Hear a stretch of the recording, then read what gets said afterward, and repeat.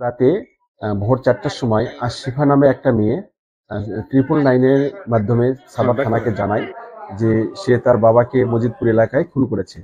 তো মজিদপুর হলো সাভার থানার একটা এলাকা। তো সেখানে তাৎক্ষণিকভাবে এসআই ইমরানের নেতৃত্বে একটা টিম খুব দ্রুত সেই জায়গায় পৌঁছার পরে দেখে যে ৬ তলা বিল্ডিং এর ৫ম তলায় আহ, হলো আব্দুস সাত্তার নামক একজন লোকের ডেড বডি পড়ে রয়েছে। তো তার শরীরে বিভিন্ন জায়গায় ছুরির আঘাত অবস্থায় তাকে দেখতে পাওয়া যায়। দেখার পরে তখন আশিফাকে জিজ্ঞাসা করা হয় যে এটা সে কেন করেছে। তখন সে বলে দীর্ঘদিন ধরে তার বাবা তাকে শারীরিকভাবে নির্যাতন করত, হয়রানি করত। তো এটার ফলে সে অতিষ্ঠ হয়ে সে তার বাবাকে খুন করেছে। এবং সে এর আগে মোহাম্মদপুরে একটা বাসায় থাকতো মেয়েটা।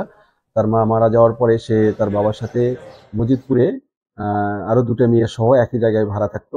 এবং তার ভাষ্য অনুযায়ী তার সাথে যে দুটো মেয়ে থাকতো তাদের যে দুটো মেয়ের মধ্যে থেকে একজন মেয়ের সাথে সে শারীরিক হয়রানি করেছে। তো এটার ফলে ওই দুই মেয়েকে সে একটা ঘরে আটকে রাখে। রাখার পরে সে বাইরে থেকে সিটকেনি দেয়। দেওয়ার পরে পরবর্তীতে ২০টা ঘুমের ওষুধ ভাতের মধ্যে মিশিয়ে সে তার বাবাকে প্রথমে খাওয়ায়। খাওয়ানোর ফলে তার বাবা অবচেতন হয়ে থাকে। অবচেতন যখন হয়ে যায় তখন উপর্যুপরি তার ঘাড়ে এবং পিঠে এবং গলায় উপর্যুপরি ছুরির আঘাত করে এবং ছুরির আঘাতের ফলে তার বাবা মৃত্যুবরণ করে। তো তার তাৎক্ষণিকভাবে তাকে গ্রেপ্তার করে নিয়ে আসা হয় এবং দুটো মেয়েকে জিজ্ঞাসাবাদের জন্য থানায় আনা হয়েছে যে এর পেছনে অন্য কোনো রহস্য আছে কিনা। ধন্যবাদ।